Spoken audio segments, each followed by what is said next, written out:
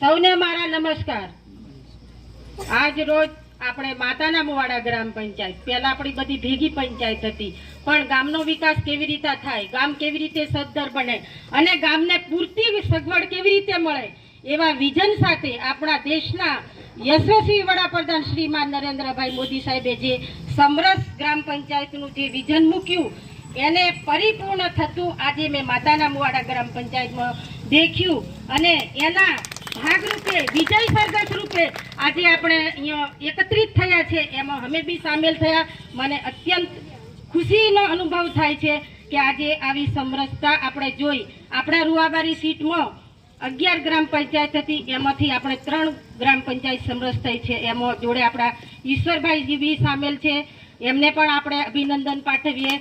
એવા આપણા અમે બધા મહેનત કરીને ડેમ ખજૂરી બી આપણે છૂટું થઈ ગયું, છેલ્લે આરે હતું, સમય મર્યાદા બી પૂરી થતી હતી, પરંતુ થોડો ખાબડ સાહેબનો બી અથાગ પ્રયત્ન થઈ અને છૂટી પડી અને એમની પણ આપણે આજે ચૂંટણી થઈ, એ પણ કમલેશભાઈ આજે સમરસ થઈ ગયા છે, એમને પણ અભિનંદન પાઠવીએ।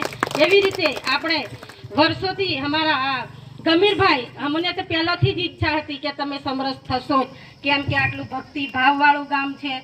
અમે બી પહેલાથી એમની સાથે છીએ, અમુક પ્રસંગોમાં બી અમે આવીએ છીએ। અમને તમારી ભક્તિ જોઈ, તમારી જે એકતા જોઈ અમને પહેલાથી જ વિશ્વાસ હતો કે આ ગ્રામ પંચાયત સમરસ થશે અને આજે થઈ ચૂકી છે।